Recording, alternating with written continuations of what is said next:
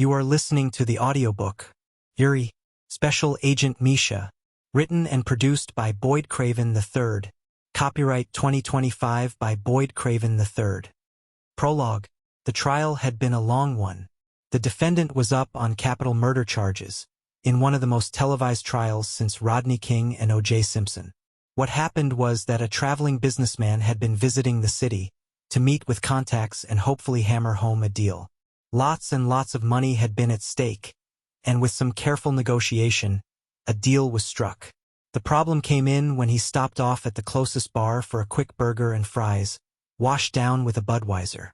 A leggy blonde, in fuck-me heels approached, sat next to the defendant, and started talking him up. 10 minutes later, two inebriated dude brothers approached.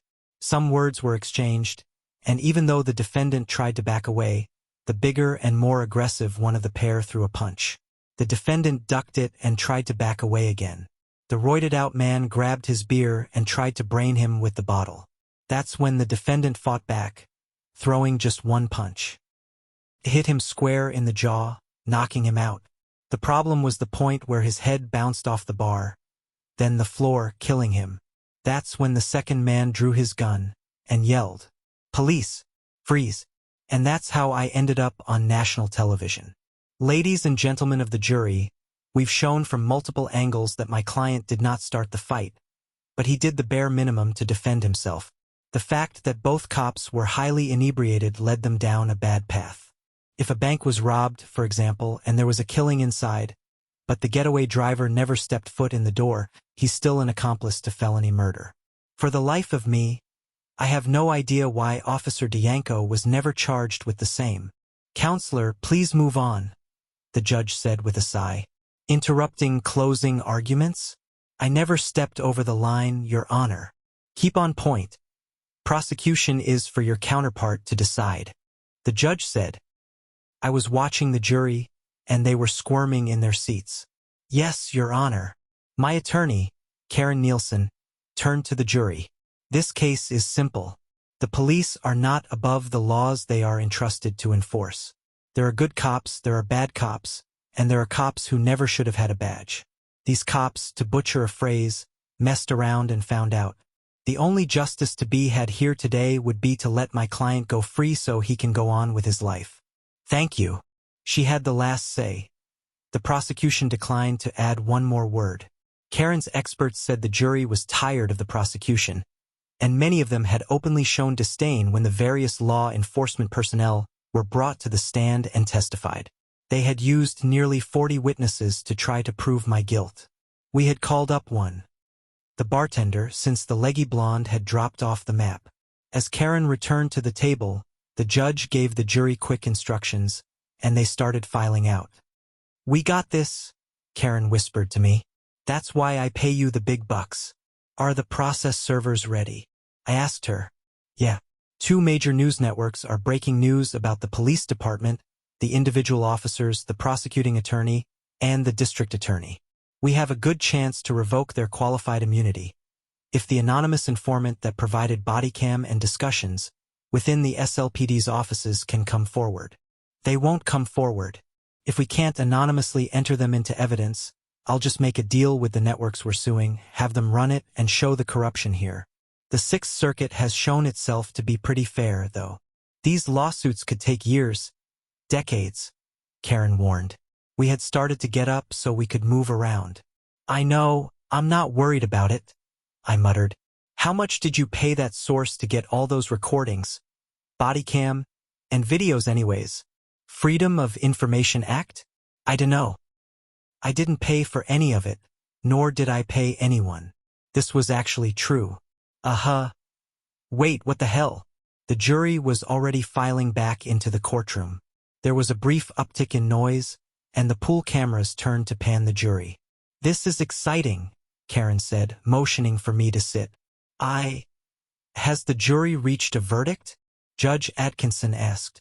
The foreman had remained standing and nodded. "Let's hear it.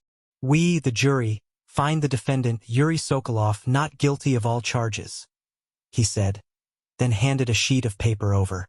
The courtroom erupted into screams and chaos. The judge was too slack-jawed to stop it as he read through the paper the jurors probably barely had the time to sign. I turned around and smirked at the second cop who'd been there at the bar. Both he and his wife were staring at me in horror. Honestly, your partner committed suicide. If anybody should have been on trial for murder, it's you. His kids are gonna grow up without a father because the both of you were trying to pick up the same hooker I was. Karen's jaw had fallen open, but Officer Dianco snapped. He shoved someone out of the way and leaped the rail. In the chaos of the verdict, many saw him, but overall everyone was on their feet. His punch took me in the face, knocking me down on my ass. I rolled backward and popped back up on my feet as he swung again. In a fraction of a second, I saw one of the bailiffs already charging our way, the DA and the prosecuting attorney looking stunned, Karen backing up so hard she was falling on her ass. And I knew how to end this definitively and with style. I shrugged to the left, my right arm coming up in a quick strike, my jab hitting him in the throat just under the chin. Cartilage made such a crackling sound, but I couldn't hear it over the screams. I surely felt it. As the officer started leaning forward in panic, I helped his head hit the defense's table right on the corner with as much force as my thin frame could. This time, the crackling sound I could hear. The bailiff grabbed me in both arms, picking me up off my feet and rushing backward towards the bench. He was telling me it was okay. I would be okay. The other officers and bailiffs in the room were already in motion. Somebody rolled over the officer I'd crushed because his entire body started twitching. "Yuri, are you okay?" Karen asked loudly as she was making her way to us. "Hurts." He surprised me. When the officer easily had 100 pounds on me, a full-on punch to the face should have knocked me out or hurt me worse. As it was, I let my fall and roll absorb some of the energy thrown at me. I wiped at my mouth, finding a smear of blood. "Medic!" one of the younger cops shouted. "What's wrong with him?" The bailiff that was holding me asked to nobody in particular. "The nerve endings are firing off. He's not really having a seizure. He's just going through brain death. It's all twitching," I told them both blandly. Karen just stared at me, then turned to the judge. "Your Honor, with the entire room witnessing this, do we really need to go through everything again? Or can you ask the DA to chalk this one up as self-defense?" "That's for them to decide," Judge Atkinson told her. "Well, that's fine. I regret to inform you that you're being personally named in our lawsuit for mishandling this and allowing a malicious prosecution to proceed. Your office is responsible for a defendant in custody being attacked by a bystander, who also happens to be a police officer and a witness for the prosecution. And it appears they're indicating right now that he's passed as they're trying chest compressions. Shall we go to those cameras and suggest you be implicated in capital felony murder charges as well?" After that, jury was out of the room for less than a minute and gave a not guilty decision. The judge's face was one of horror. Half an hour later, the limo was lovely, as were the 4 big thugs who acted as my bodyguards to get me in it. Karen would come later, but she had a different car and a whole lot of things to file and sign. In fact, everyone in her law firm was working on making this happen. I got seated, grabbed a crystal tumbler, and took a bottle of Stoli out of the minibar. The privacy divider rolled down. A familiar leggy blonde in a chauffeur's outfit and cap stared back my way. "Where to, boss?" she asked. "Home," I told her. "The apartment on 25th? She asked. "Sorry, no. Take me to Lambert International. I'm done with the apartment. I'll have somebody pack up anything personal." "Yes, sir. Do you need to stop for any, luggage or clothing items?" "No, Dar, I'm all set. Say, how are you and your husband doing?" She smiled while watching the road, her pretty face showing dimples. "Very good.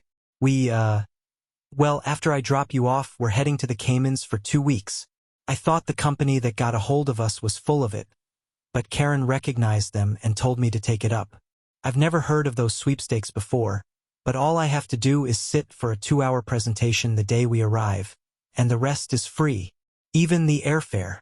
Wow, they must think you're extremely well-to-do, if they do all that to sell you an overpriced timeshare." She giggled. Honestly, I was a little disappointed to miss out on my honeymoon for this job, but I think this is about 1,000 times more fun than visiting family in Arkansas. I hope you have fun. I'm sorry I messed up your honeymoon. I wish there were something I could have done differently, I said, hiding a smile behind my drink. Everything happens for a reason, Mr. Sokolov, and congratulations on the acquittal.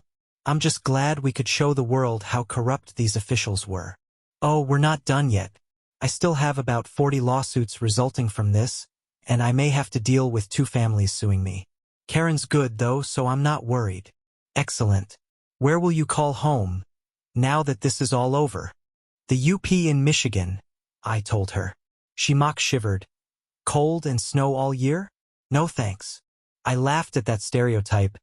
You'd think with a Russian name, I'd be used to that, right? She was nodding. I was born in Alpena, Michigan. A while back, I bought a ton of acreage on the cheap in the middle of nowhere. I think I'm going to avoid people and the press for a while. If you or your husband ever need me, get a hold of Karen. She knows how to get a hold of me if the phones, cell phones, or whatever isn't working up there. You got it, boss, she said, grinning. Chapter 1. The construction had been finished while I was incarcerated and awaiting trial. I had trusted contractors and my oldest friend to oversee it. 2 massive Quonset huts, 40 by 120 feet long, on cement pads that were nearly 18 inches thick. A log cabin, no power lines, helicopter landing pad, massive amounts of solar arrays, and almost 400 acres of fuck-off I-wanna-be-alone land. I loved it. 2 years ago, I'd hired a logging crew to thin out around the property and take what could be used and sold, in exchange for clear-cutting my property line and back to where a fence was installed. That had cost me out of pocket, but fencing was cheap compared to the things you couldn't see. Cameras surrounded the property. I had nearly a mile buffer from the rest of civilization, and that's if you counted the hillbillies to the north of me that had been upset about the fence. The snowmobile trails ran through my property, and I closed it off.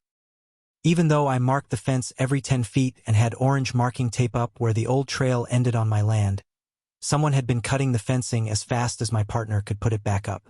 The landing pad is in sight, the pilot told me. I nodded. Chartered helicopters were expensive. I'd much rather have my own. Someday, though.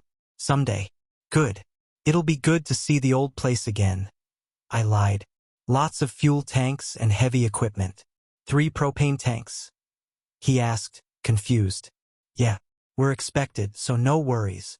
The propane tanks were the size of the ones that tanker trucks refilled, not the end-user delivery trucks. All the permits and storage were above the board on that. I even had a propane delivery truck in the far-right hut so it could be used as a cover for a side business. Any avgas you'd be willing to sell? He asked. Sorry, no. I do have a tank of Jet A, but you're not burning that, are you? Yeah. Well, no worries. I was curious and wanted to see if I could cut an hour off my day. He told me over the headphones. Once we landed, I gave him a nod and shut my door. I ducked my head and ran for the cabin. Within moments, my ride was already taking back off. I shivered. It was September in northern Michigan. We could see snow at any time, though it was still early for its usual amount of snowfall you could measure dumping by the foot. The cabin's front door was locked with a keypad. I punched in my code, and when it clicked, I let myself in. The cabin itself smelled stale, as if it hadn't been used or lived in for a while. That was confirmed with the dust everywhere. Where is she?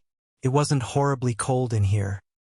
The cabin kit had been built over top of a thick concrete slab, with the slab being heated by a glycol mixture in a radiant floor heating system. It was a hybrid my partner came up with. It could be wood-fired propane boilers or heated by our massive solar arrays. I went to the fireplace and pulled the bucket of kindling to the side. I went ahead and loaded my cast iron stove and got a small propane torch out. I laid it on its side to get the fire going and put the bucket up.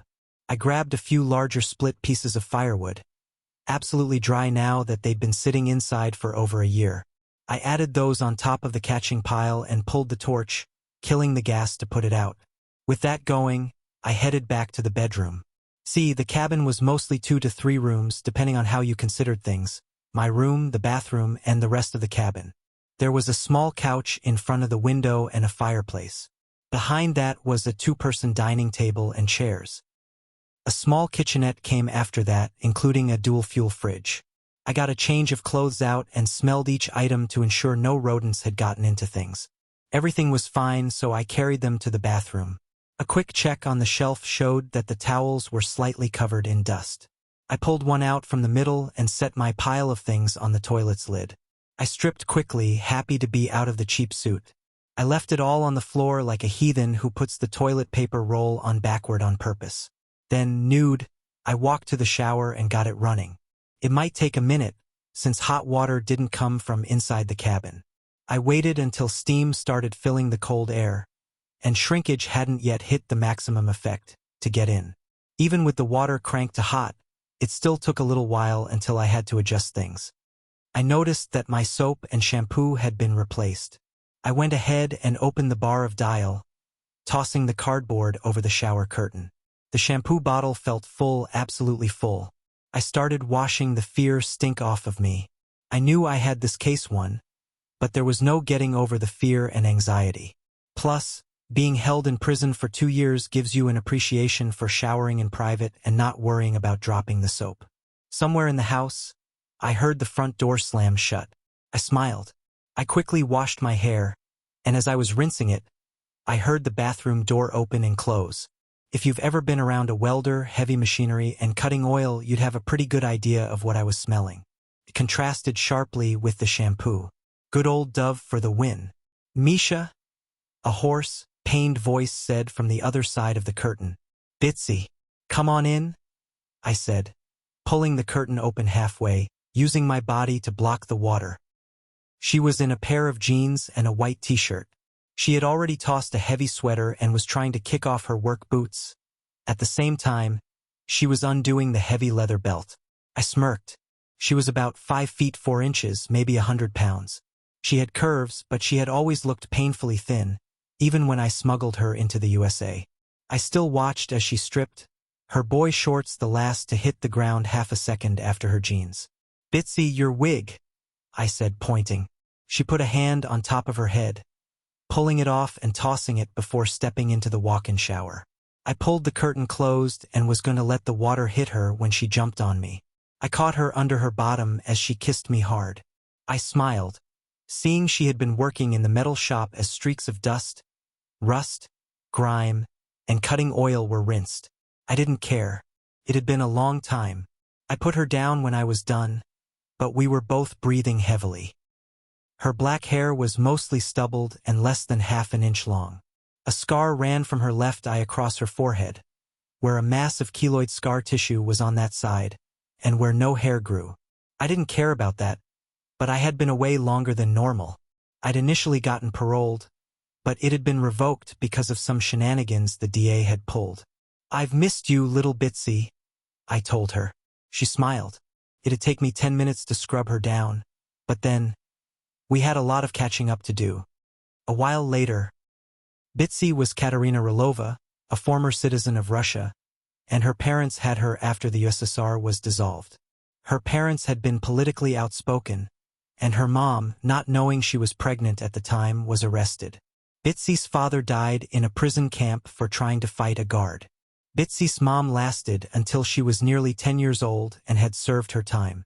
You would have thought her mom would have learned her lesson, but not even a year after her release, she was in a protest against Putin and dragged her young daughter along.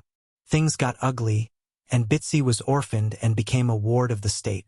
That's when her aptitude was tested.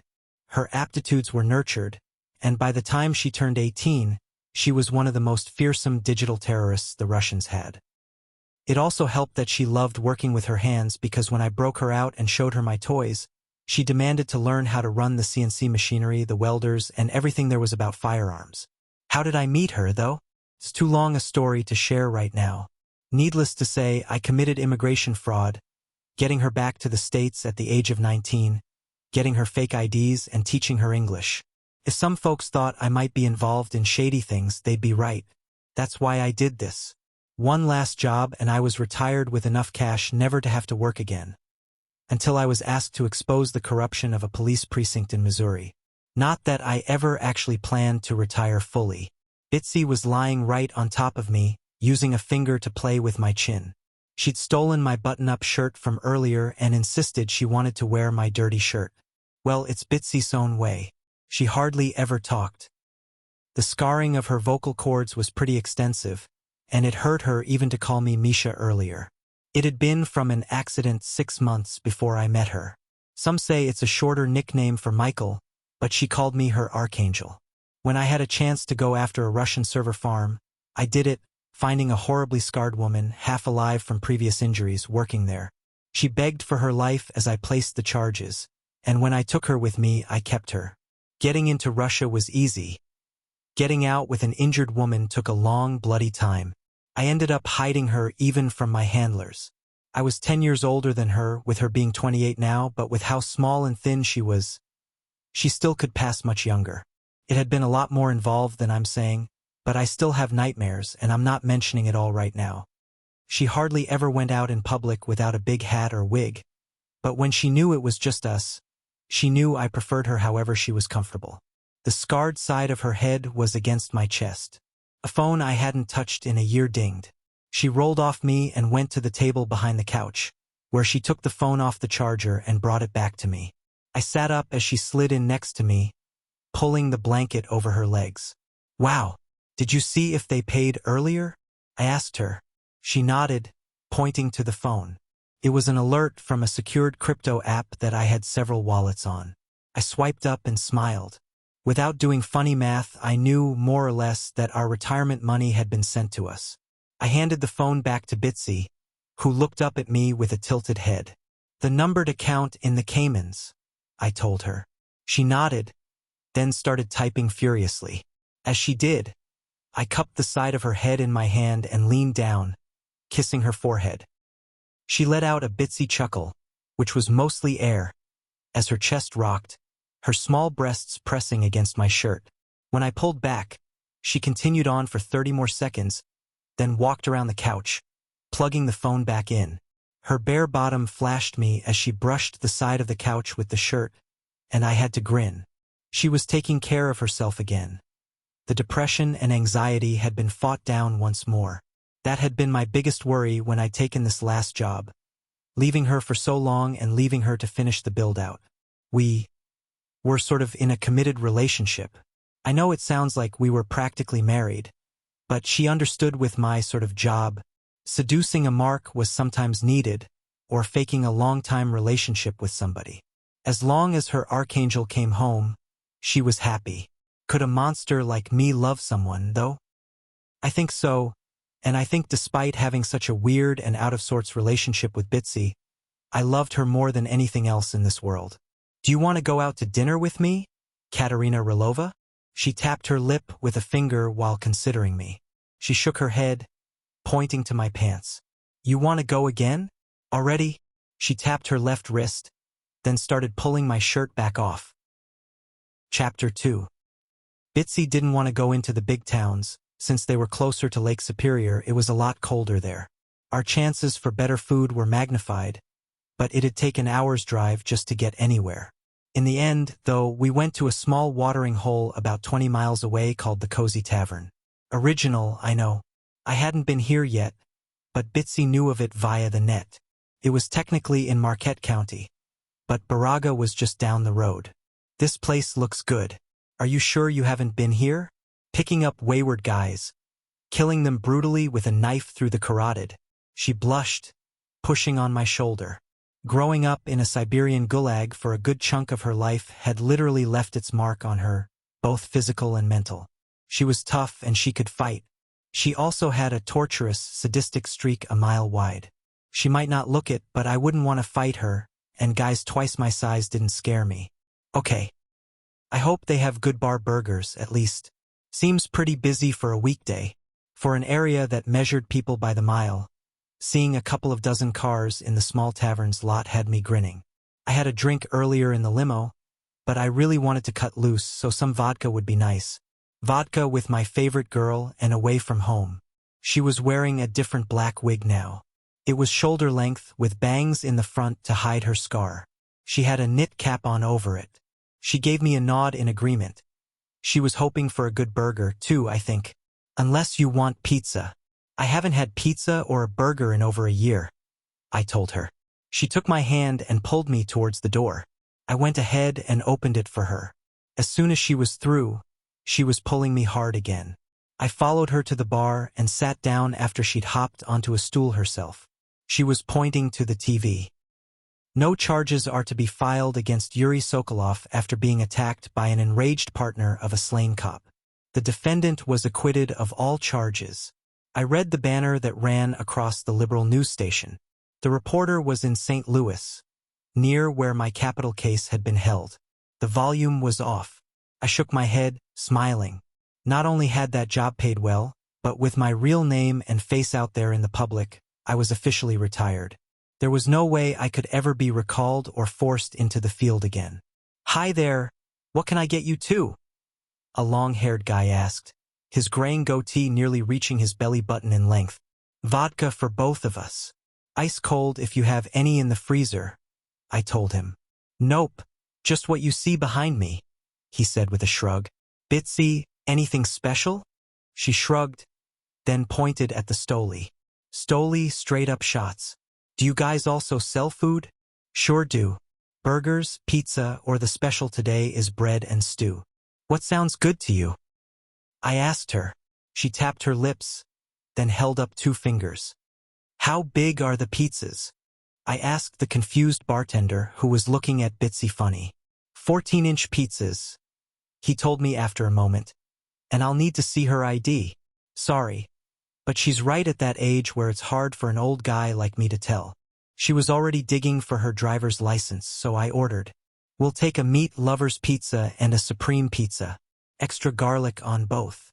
He nodded, then stared at her ID, holding it up. "This doesn't exactly look." She let out a huff and carefully pulled her knit cap up, showing the scarring on the side of her head. The bartender's eyes went wide, but he looked down again. "I understand now. Is that also why you don't talk?" he asked. "If it's rude, flip me off." Bitsy fixed her hat, let out a silent laugh, tapped the table and nodded. Then she flipped him off. His jaw dropped. "That's her telling you yes. Thanks for understanding, but fuck you very much anyways," I told him, chuckling. "Yeah, I figured it was something like that," he told us with a smile. "I'll get your order in, but first." 2 shot glasses were placed in front of us, and he turned around and put a bottle down as I was peeling off a $100 bill and handed it to him. He raised an eyebrow. "We're going to be eating and drinking like Russians," I told him. "Not sure what that means," he admitted. "When we get through that, tell us, but you're probably going to need 1 more full bottle before we're through." The man smiled at that. After we ate and drank for a while, I had just gotten done telling Bitsy about the time the white supremacists had gone after a Jewish inmate where I'd thrown a bar of soap on the floor, tripping one of them. She was silently laughing, holding her finger sideways and rolling it. It was her sign to keep it going. I tossed back what must have been my 8th shot, then took a sip of water. Then they all turned my way, and I'm like, "Oops, thought you were going to be stealing all the BBC." She dropped her pizza on the plate and grabbed my right arm in both of hers as she shook.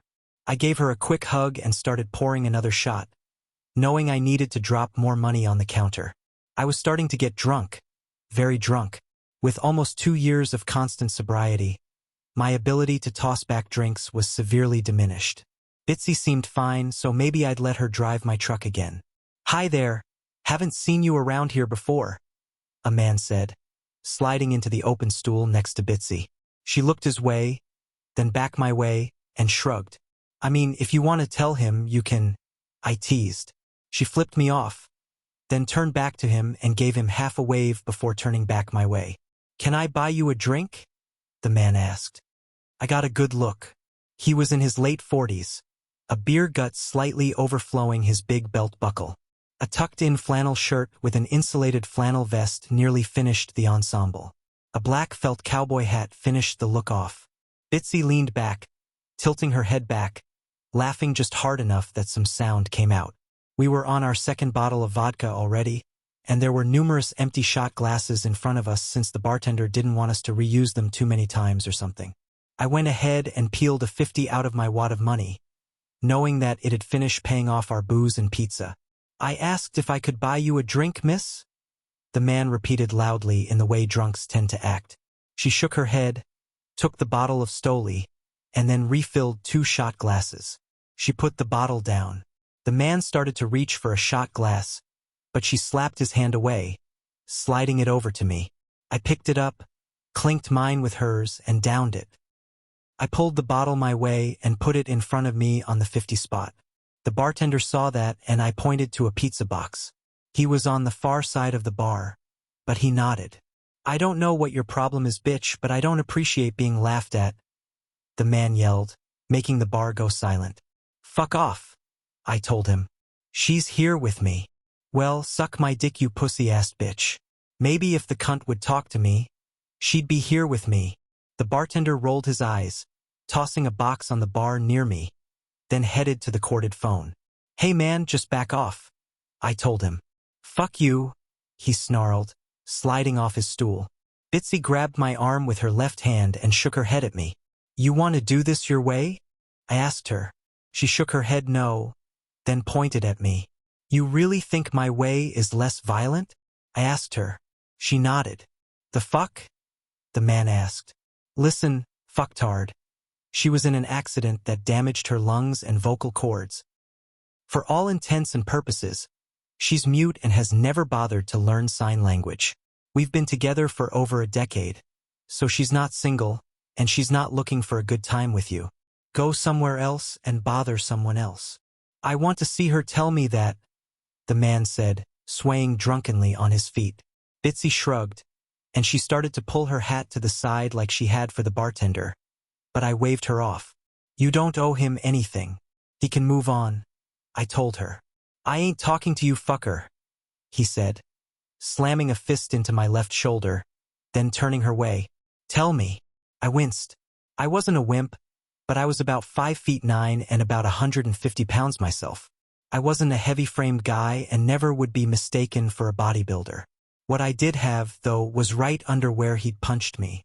I reached into my own flannel shirt, released the retention holder on my shoulder holster, and pulled my revolver out. The dumbass was still staring at her when I put the pistol in his gut. He looked down and then back up at me. "Listen up, Slappy. You're so retarded that you give retards a bad name. You can walk away, or you can keep fucking around and see what finding out feels like." "The fuck?" he asked, wanting to back up but not wanting to move quickly, his hands starting to come up. "This beauty holds some handloads. It's a .44 Magnum that Bitsy here has what she calls her Mischa rounds in. It's 375 grains of CNC milled brass being pushed by 18.4 grains of AA number 7 powder." I don't know what that is," he muttered. "It's about $5 a shot," the bartender said.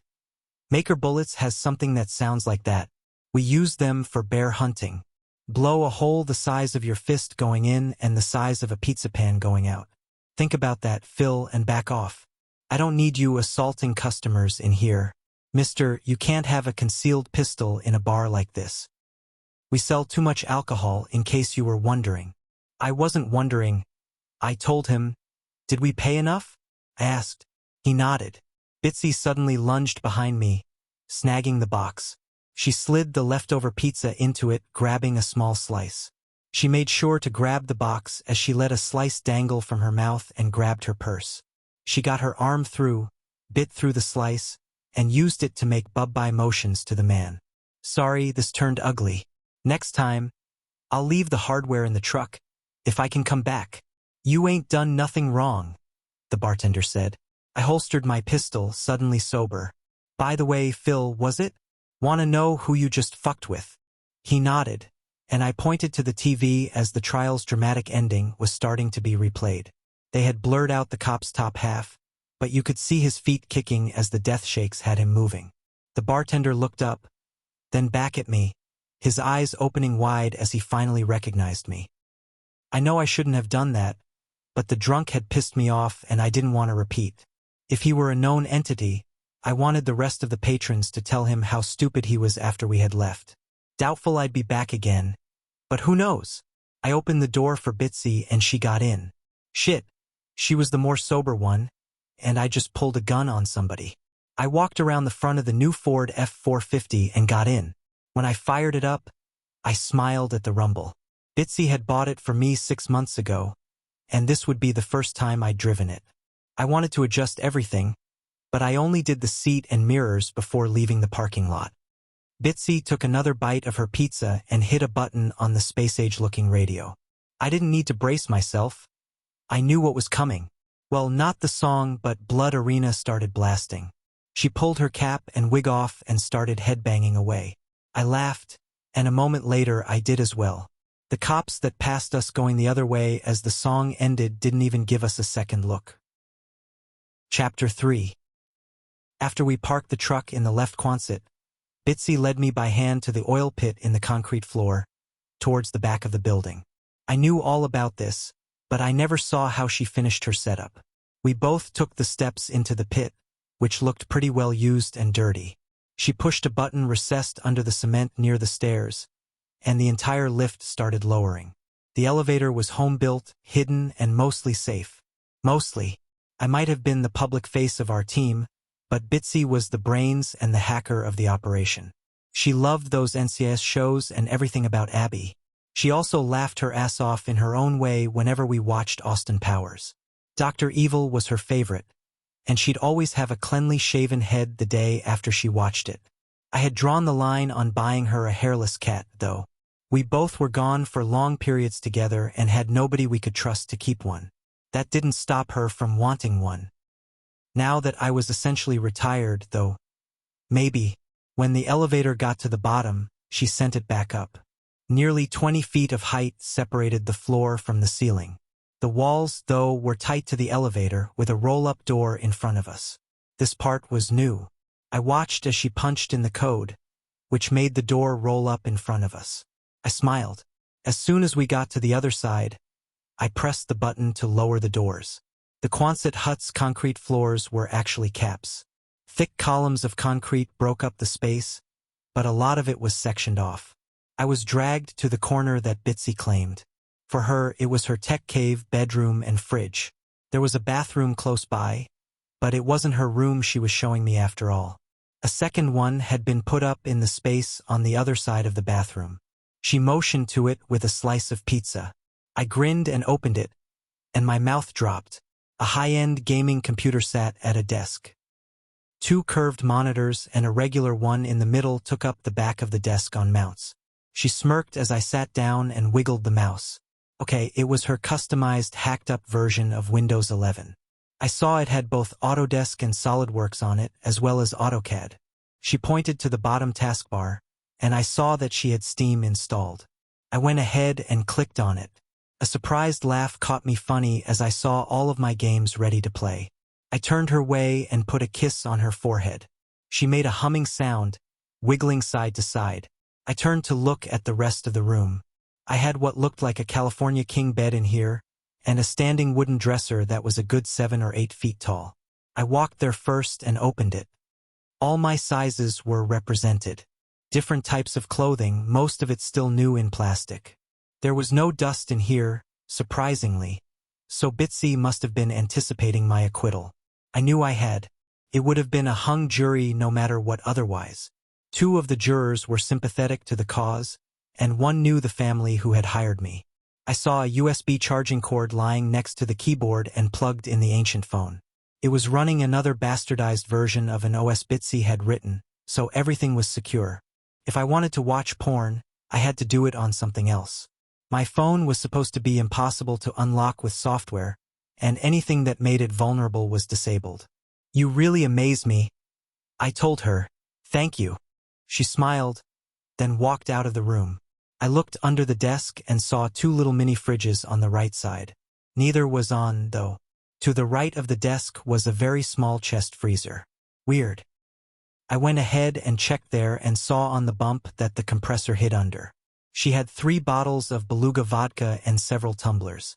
I know I shouldn't, but I got 2 iced-over tumblers out in one hand, a bottle in the other. When the door to the freezer closed, I used it as a bar top to pour 2 large drinks. A noise behind me had me turning. Bitsy was there, and this time she had changed again. She was wearing a maid's uniform, high heels, and a blonde wig. She wanted to play games? Oh, I was so ready for this. Bitsy, come attend me. We have lots to go over. Have a drink, and then we can begin. I told her in my best Boris Badenov impression. She took the glass from me, drinking deeply. Her eyes closed for a moment as she swallowed. She put her glass on the freezer. She tapped my glass, then my lips. I got the hint and downed half a tumbler full. I know most people can't tell good vodka from bad, but this was the difference between heavenly nectar and toilet water. This was my favorite, a luxury I couldn't afford myself for a long, long time. When I was done, she grabbed my glass and put it down. I followed her as she pointed to where she wanted me on the bed. I started to take my shirt off, but she batted my hands away. Oh, she was really going to get it. Bratting on me? It had been way too long, and we had plenty of time with lots more catching up to do. Chapter 4. I was hungover and my head fucking hurt. I didn't want to open my eyes, but I could hear the intercom from the gate going off somewhere. Bitsy and I were entangled, nude, and reeking of sweat and sex. I tried to get up, but her arms were already there, pulling me back. I kissed her, listening to her breath catch as the buzzer went off again. I sighed. Bitsy hopped up and went to my computer, motioning me to join her. She sat in my spot, jiggled the mouse, and then pointed. As I clicked on the icon she pointed out, she slid out a stand mic on the table and shot me a thumbs up. She got up, pushed me into the seat, and showed me what to click. The camera for the front gate opened, and 2 county sheriff SUVs were parked in the long drive to the solid 4-inch tube gates that blocked people from just driving in. I saw where the talk button was, so I went ahead and opened it. I could hear the engine feedback and the wind howling. Then, a woman leaned out of the front SUV and pressed the call button again. "Good morning," I said, my voice creaky, making the woman startle. "Am I speaking with Yuri Sokolov? How about you tell me why you're here first, and we'll go from there." "That's not how it works," the woman said. "I need to speak with Yuri Sokolov." "Get in contact with Karen Nielsen," I said, then repeated her office's number. "She's the attorney for Yuri Sokolov. He's not answering any questions to law enforcement, especially since he was almost murdered yesterday by one in Missouri." The lady looked absolutely confused and sat back in her SUV. I could see her through the windshield turn to talk to someone before she leaned back out again. "What was that phone number again?" I repeated it slowly. "I'm calling her right now," she muttered. I was surprised to hear bits and pieces of her phone call as she identified herself. The wind picked up, and for almost a minute, I couldn't make out the muffled conversation inside the SUV. Still, the cameras and mics capable of this were amazing. I was nearly half a mile from where the sheriff's SUVs were. A moment later, my phone rang. I hit the mute button on the gate and answered my cell phone. "Karen." "Hello, Karen. I see you were just talking to the lovely sheriff's deputy." "That's Sheriff Clausen herself, actually. Did you nearly cause a bar fight and wave a gun around?" "Nope," I answered truthfully. "My girly girl and I went for some shots and a pizza. Some fat lumberjack wannabe named Phil tried hitting on her and got pissed when she couldn't talk to him. Really got pissed when I had to do it for her. He slugged me and I decided to end it there. That guy was about as big as Dianko but fat. Yuri, you're killing me here, Smalls. What about you flying oversized drones? Was that also you?" "No, when I got to Marquette's airport, I chartered a helicopter. They dropped me off at the pad by my house. And now you know everything that happened since you last saw me yesterday."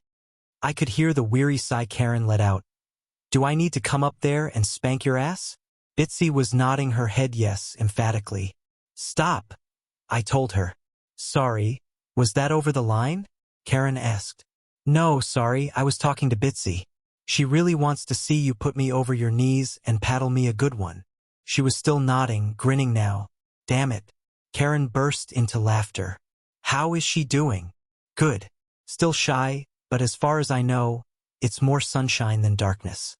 I got a thumbs up from her. "Okay.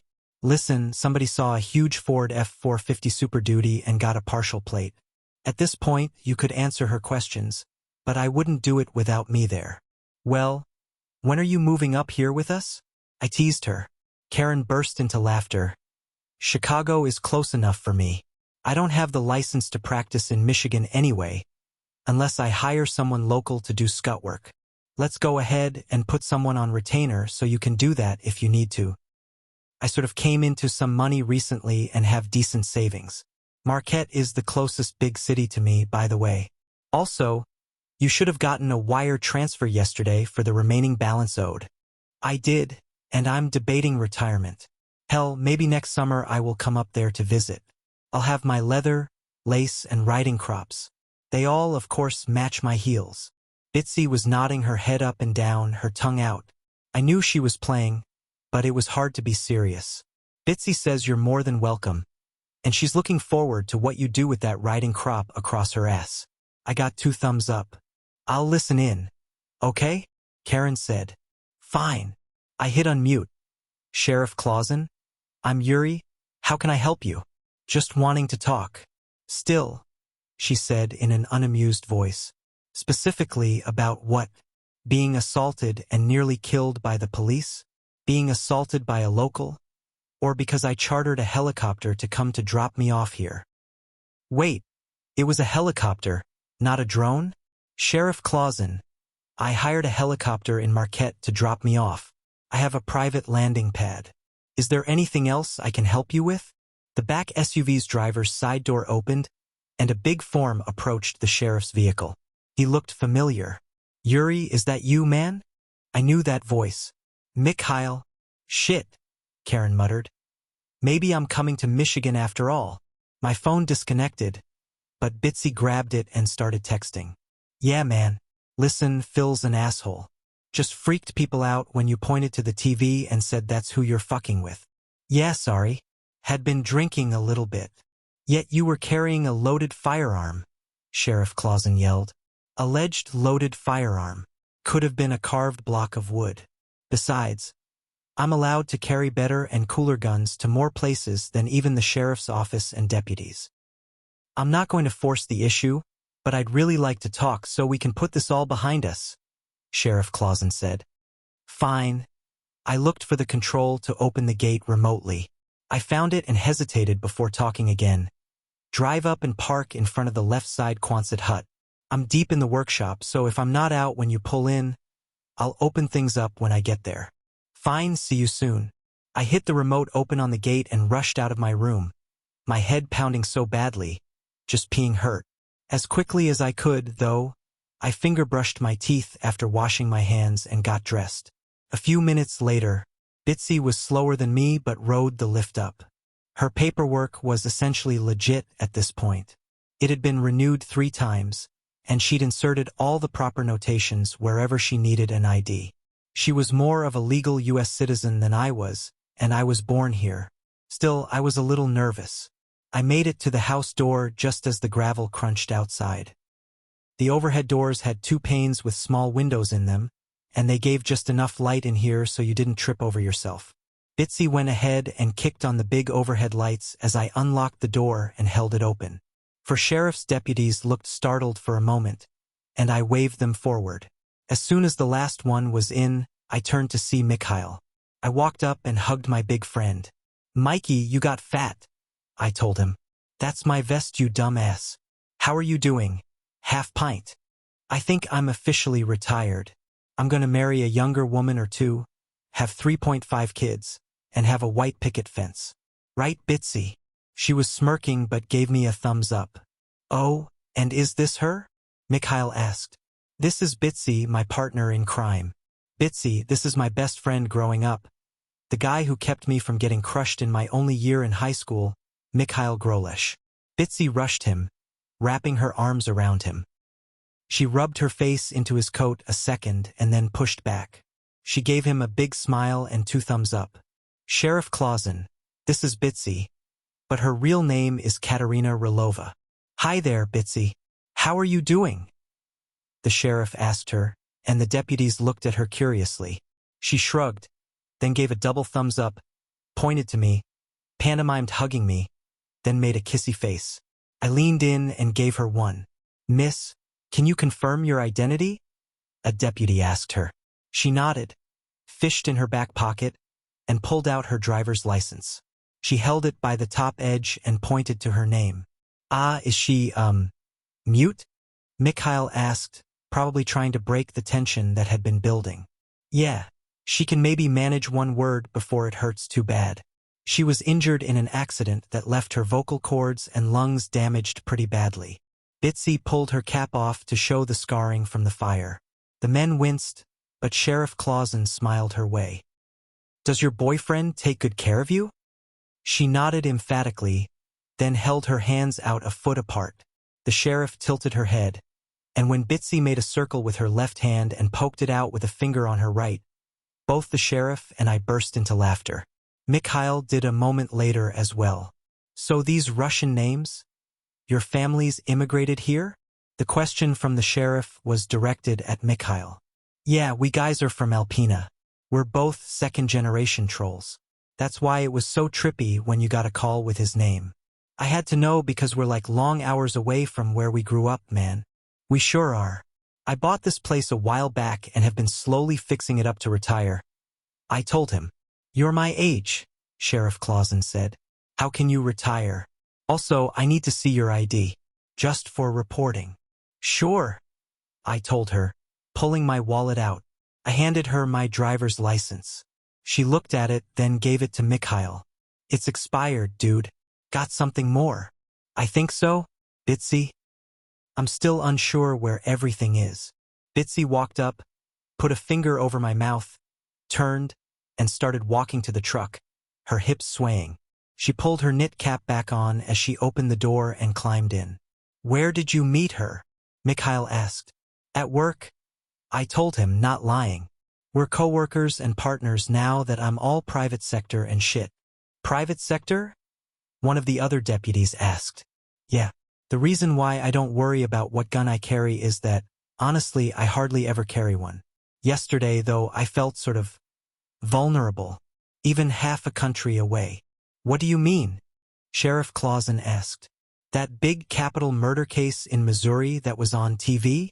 Oh, fuck, Mikhail said, going paler than he already was. What? The sheriff asked him. That was you, Yuri? I nodded. 2 years of my life, man. I wasn't even guilty. Would somebody please tell me what is going on? The sheriff demanded. He, was attacked by 2 drunks in a bar. He tried to get away from the fight, but somebody swung a bottle at him. He dodged the swing and hit the guy once.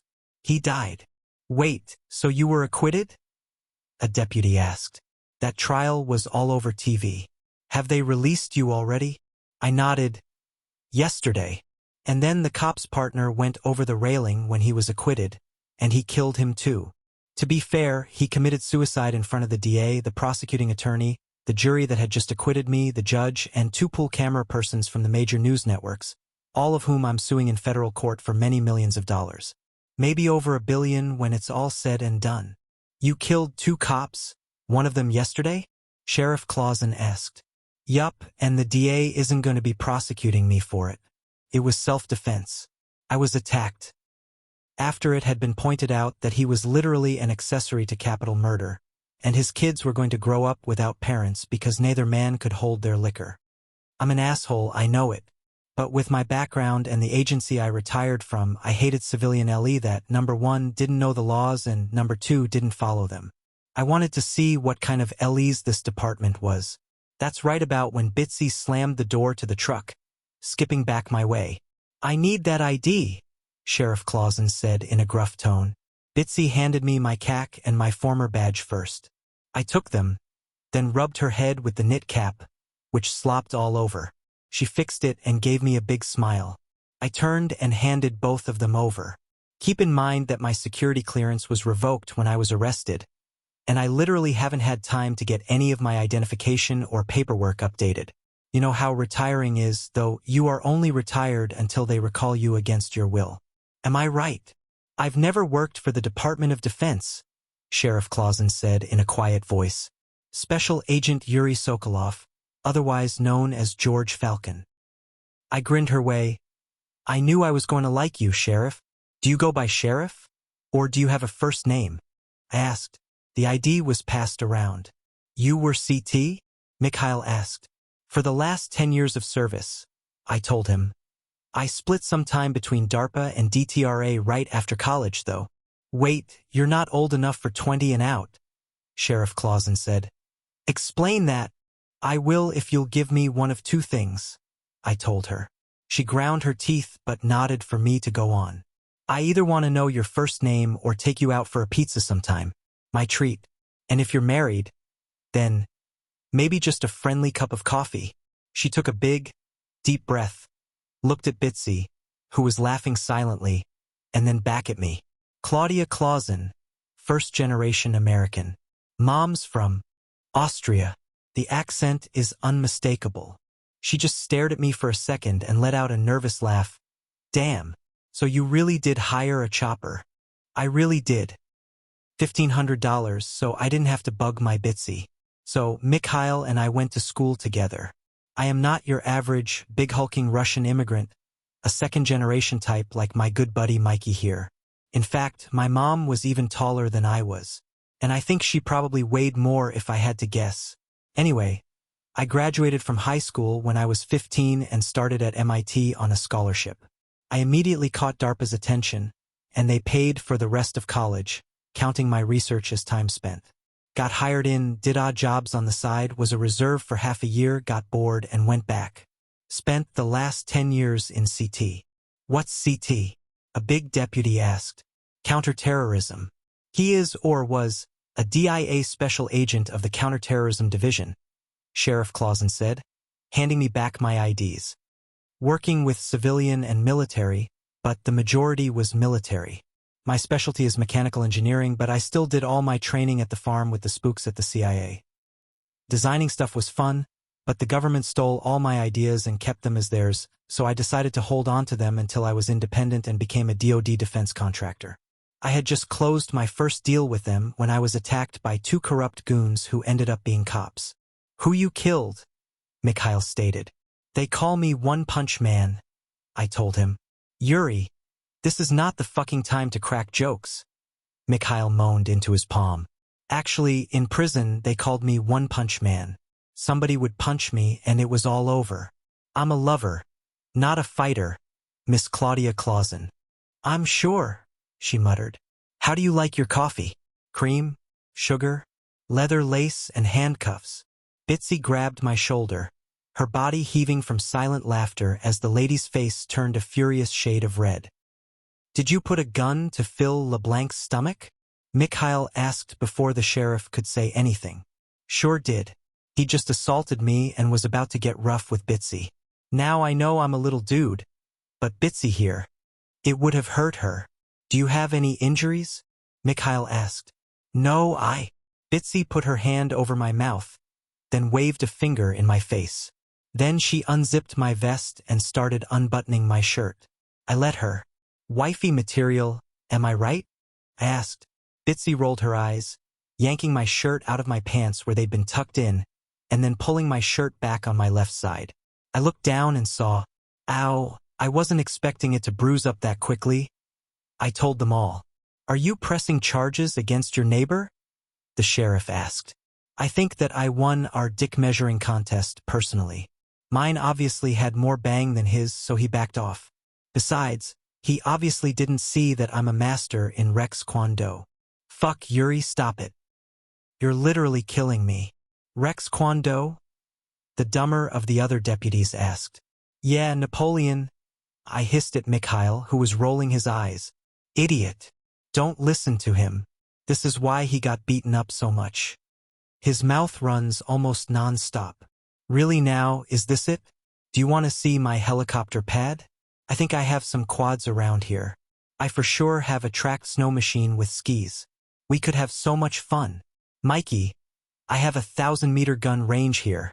We totally should shoot and, I have almost a square mile inside the fence. We could hunt and stuff, drink vodka, lie about girls, and thank you for your time, Mr. Sokolov or Falcon, is it? Yuri Sokolov is Russian for George Falcon. I sign in Cyrillic as Yuri or in English as George. I answer either way, but I prefer Yuri. Sorry for the confusion. I'm a multilingual mess. Let's just shorten that to mess, Sheriff Clausen said in a quiet voice. Come on, boys, let's go. Bitsy and I both watched as they left. When the final trooper was out the door, Bitsy got in front of me, pointed to me, and then out the door. She made a circle with her left hand and poked it with her right. I'm not going to fuck her. She held her arms out over her shoulders, palms up. Because maybe I'm peopled out, and I want to spend a lot of time with you. I got a big smile for that and was dragged back down to my room. As we were leaving, though, what they asked me twinged something in my memory. Neighbor? Chapter 5. Part of the bunker, as I called it, was sectioned off with fire retardant and resistant materials, soundproofed, and had its own air handling systems. One such room had 3 large diesel generators, a battery bank massive enough to run half the state, and the inverters. This was basically our power room, and it took up a good chunk of the nearly 10,000 square feet I had underground.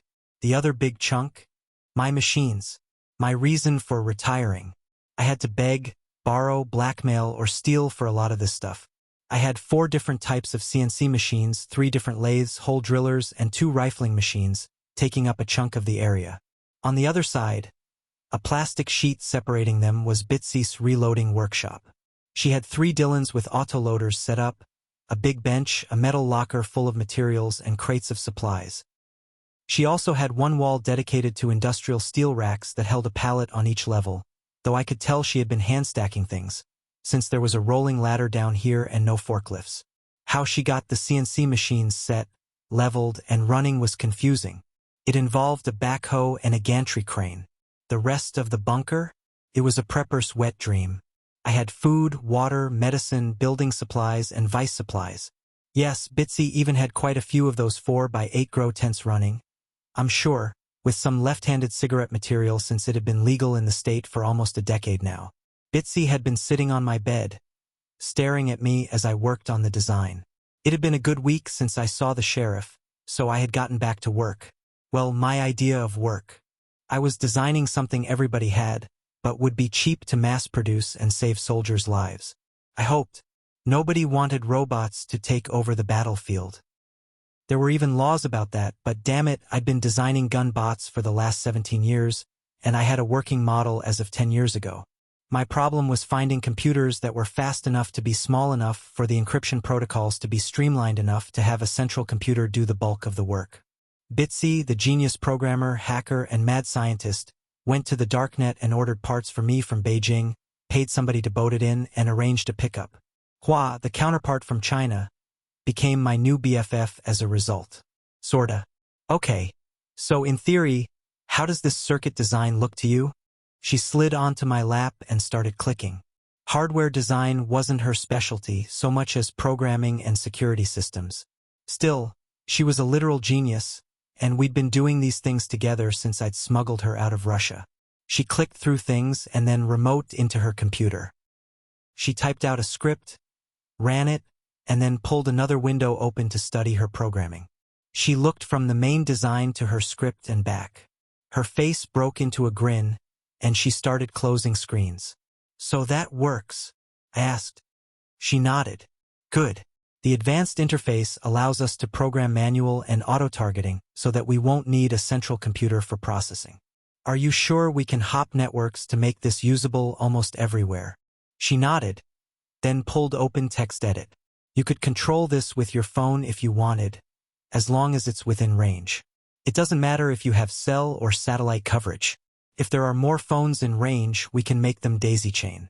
Obviously, this is just for testing, but I can design them to have their own communications package and satellite receivers next. The voice command module software will also work perfectly with this. And that makes you the most amazing woman in the world. Bitsy's face turned a deep red, and she turned my way. She leaned in, resting her head next to mine. I tried to pull back, but she held me close so that I couldn't see her. She got like this when she was embarrassed. I didn't mean to make her uncomfortable. She finally let me go and turned back to the notepad on my computer. You should seduce the sheriff. Not because I want to watch you break her, but because she's obviously interested in you and would make a great asset, especially if we're going to be doing the Skunkworks version of Falcon Defense Industries up here. What if I don't want to have sex with her? I mean, she's not ugly, but she's probably married, and I don't need that kind of complication. Carter will be flying up here in a couple of months, and I think as long as we keep our heads down, things will die down. I don't want to see the Phil dude any more than I have to, but I'm also not going to be a hermit to avoid him. I know, I don't want to be a hermit either. It's lonely here in Michigan. There are fewer people up here than in my village in Siberia after the Gulag. Very pretty, lots of bears, lots of deer. I want to hunt this year. I think GB number 9 will need to be tested on the woodland creatures up here. I had some venison jerky from the gas station 2 months ago. I was prepared to hate it, but it was so good. So my girl wants some venison jerky? Do we have the freezer space to make it? I asked her. She nodded. I picked her up, and when she got her feet under her, I got up and started walking away. She followed me, making a what motion? I need to cut some metal. Want to make some suppressors with me? Her grin was wicked as she nodded affirmatively. I knew the laws. I mostly followed them. I also broke them as I did odd jobs here and there. A guy with my skills was always in demand, and with the world's foremost hacker with me, I could make any paperwork needed in a heartbeat to make my illegal shit legal. Gunbot number 9 was ugly. It was about 100 pounds of metal, 50 pounds of batteries and electronics, 5 pounds of gun, and quite a few pounds of 5.56 ammo in custom drums that Bitsy and I had made for this project years ago. The bot itself was a 6-legged, spider-looking contraption. The gun platform was above the legs and could swivel 360 degrees. The camera suite and targeting system were on a gimbal so that it could stay mostly steady but had enough computing power to correct and fire on target quickly. I had a stripped-down AR platform mounted upside down, without a grip or stock on the gun platform. Instead of the flash suppressor, I had a custom-made suppressor that wouldn't really silence the stock-type ammo Bitsy had made for me. It just made it more quiet. The range itself was one of the first things I'd done when I bought the property. The backstop was railroad ties stacked, with a berm of dirt all around it. Bitsy hadn't installed the quickly made app on my phone yet, but on her tablet computer. She had a Bluetooth range extender and a battery pack on the table near us, but she was ready for basic testing before she finished the program for autonomous operations. I went ahead and took her tablet and pinch zoomed so the target was in sight.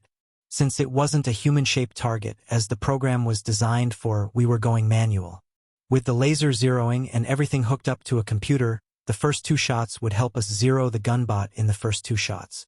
It would start self-correcting from there using regular ballistics tables, but this one wasn't designed for anything less than 500 yards. It wasn't a sniper bot, just a plain old gunbot with the most advanced targeting module I'd ever invented with Bitsy's help. There we go, I told her, moving the targeting to the bullseye. She took it back, nodded, and pressed fire. The rifle went off, quieter than usual but still a supersonic .22 bullet. A moment later, I was handed the tablet back. I moved the crosshairs over the hole in the paper and then back to the bullseye before handing it back. Bitsy made the bot fire again, then handed it back to me, smirking. This time, the bullet was half an inch to the left of the bullseye center. For shits and giggles, I went ahead and marked the second bullet, then back at the center of the bullseye. I handed it back to her. She shrugged, then sent more hate down range. Her jaw dropped, and she handed me back the tablet. The bullseye had a hole right in the middle. Even on the best guns, this was amazing. I hit the button to repeat the shot. Again, almost dead center. Again. This time, a little to the right. Again, ripped an existing hole bigger. Again. Again. Again. 50 rounds all told, the center of the bullseye, nearly an inch across from a few hundred yards, was torn out. Okay, if you really want that venison, I need you to add thermal to this so we can start cataloging heat signatures of all the woodland creatures. Night vision is pretty easy, but the gunbot won't need it. Just us humans that want to see what it's doing on a screen. Bitsy's smile was wicked, and she nodded, grabbing the tablet back. She hit a button, and the bot started marching back to the barn. We followed. We had to come up with a charging system, but for now I was fine with making battery banks that I could swap out. Bitsy had ordered crates and barrels full of batteries to make our own DIY cells. I could help her do the soldering later, or maybe I could modify a bot to hold a soldering iron. Focus. Okay, so my gun bot was working. It couldn't reload itself, but now that we knew the advanced targeting system worked, we could figure out how to buy an SMT machine so we wouldn't have to hand place and solder microelectronics and could shrink the footprint of our printed circuit boards. I knew a good small SMT placement machine and oven would run a decent 500K or more. It was easier to program than a CNC machine. Was it worth it for mass production? Now that I had things down, I could easily hand-make a board every 3 hours. I sighed. There was so much to think about. Why did I suddenly want to fill 2 Quonset huts with gunbots? I needed to make sure I had enough milled receivers and parts to equip most of this stuff. Archery season starts soon, you know? I told Bitsy. She nodded, then pointed to the huts. Yeah, we'd talk there. When we got the gunbot back in, plugged in, reloaded, and ready to... My phone started to ring, interrupting me. I pulled it out of my pocket to see that it was an unknown number. I figured Carter or Karen might be on a different line, so I answered it.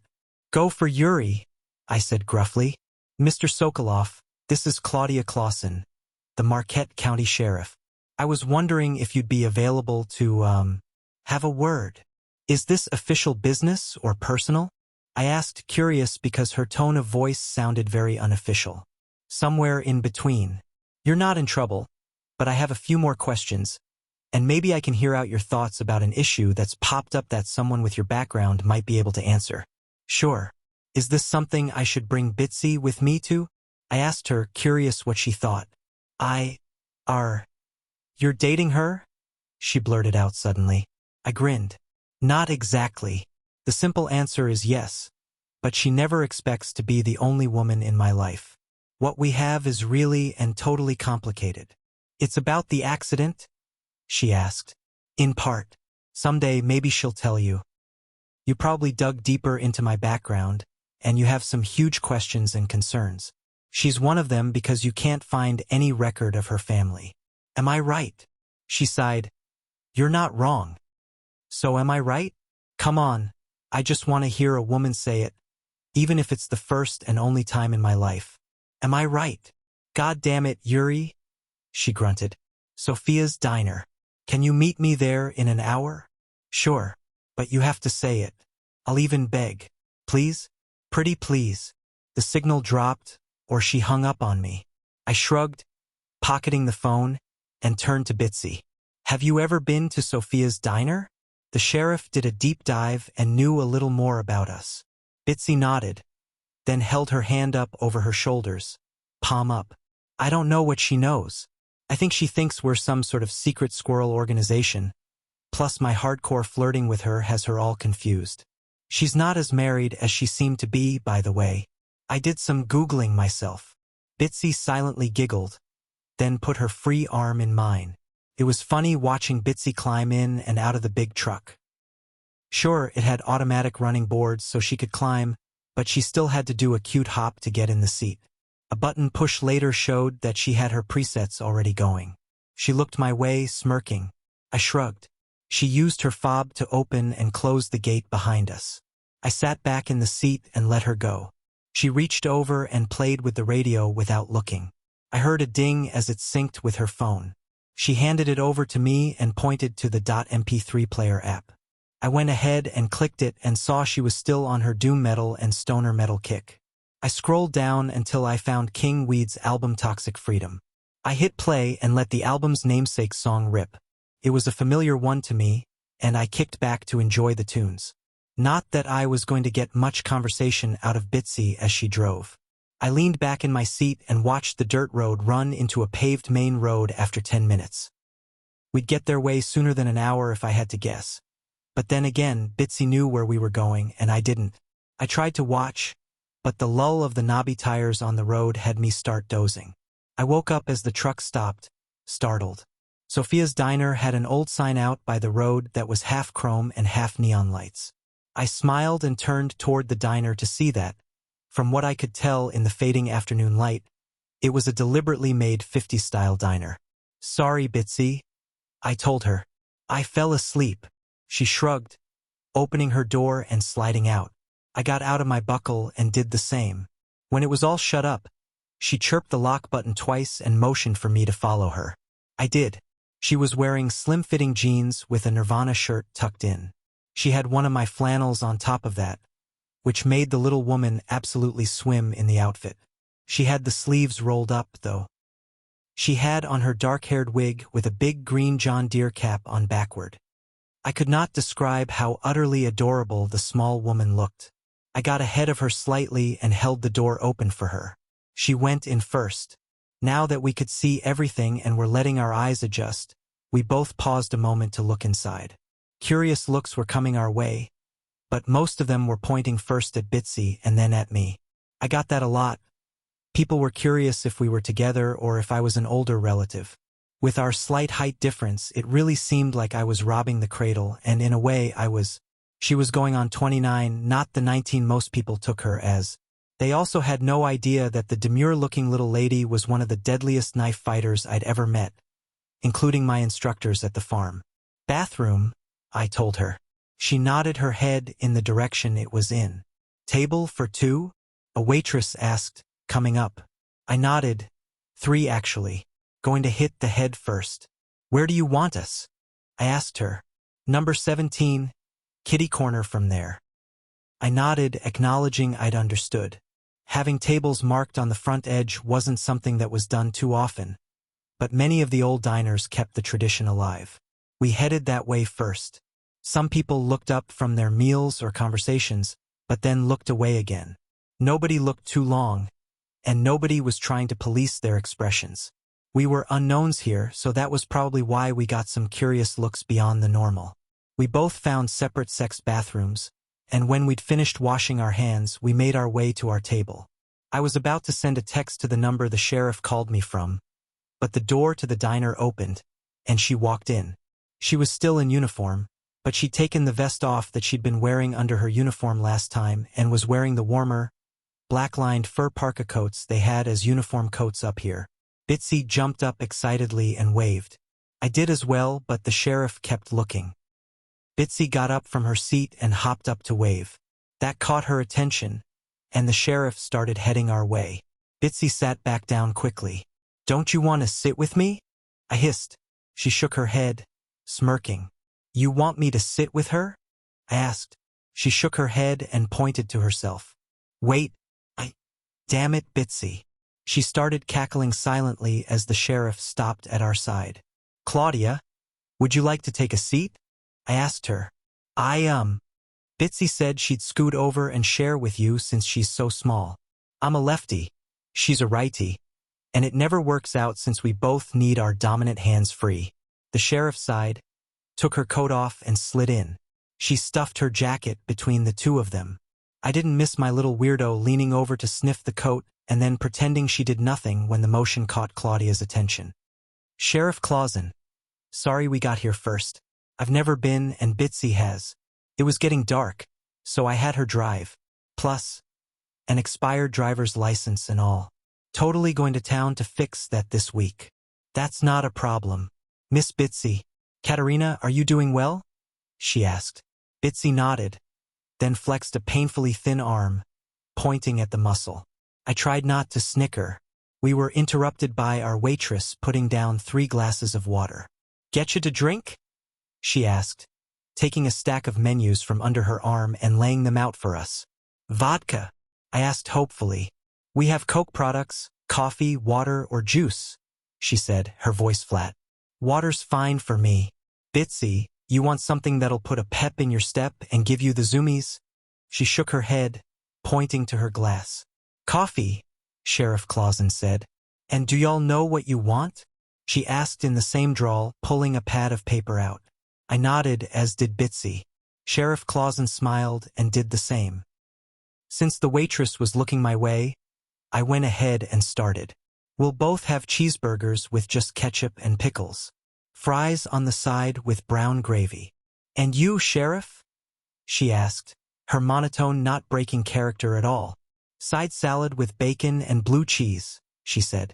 The waitress nodded and left. We both turned her way and let our jaws hang open dramatically. What? She asked after a moment. I'm not sure I can even. Bitsy, you tell her. Bitsy's mouth started moving, and she made dramatic hand movements. She emphasized this by smacking the table just hard enough to startle Claudia. "What the hell?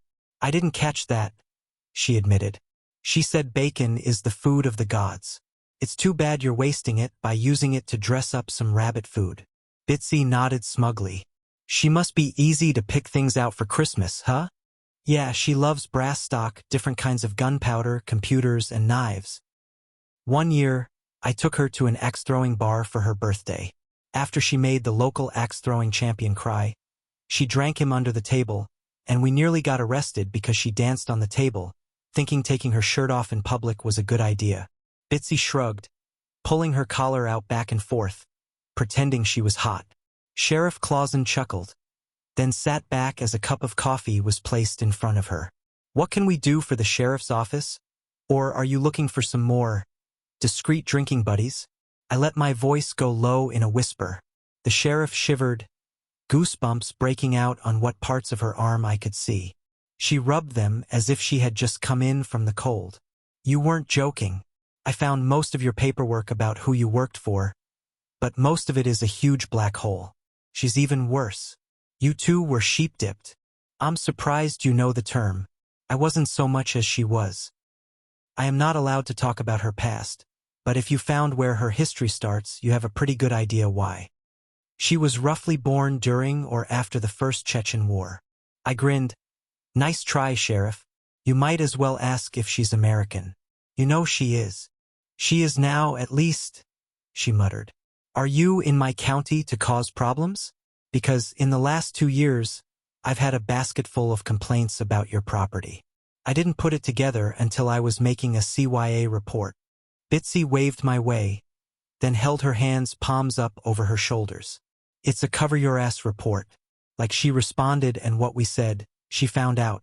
No laws were broken, but if anybody ever looked up if she actually followed through with the complaint, she covered her ass.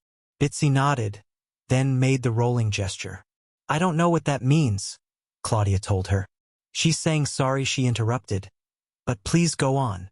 Bitsy nodded, smiling happily, putting a straw in her water and taking a drink. "Okay, it seems Phil LeBlanc is actually your neighbor to the north of your property at the corner. He constantly complained about all the construction, the 20-some concrete trucks, the lumber trucks, the people installing fencing, then men who installed the solar panels, and a naked short lady who this summer was running a trencher hooked to a bobcat when she wasn't on a zero-turn mower. Again, topless or nude." Bitsy held her hand up, nodding.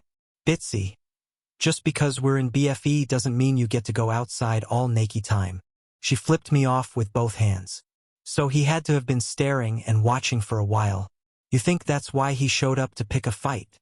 I asked her. "I had wondered," Sheriff Clausen said. "How are y'all set for the winter?" "I have about 10 cords of wood cut and split. We have solar, diesel generators, and propane backup heaters.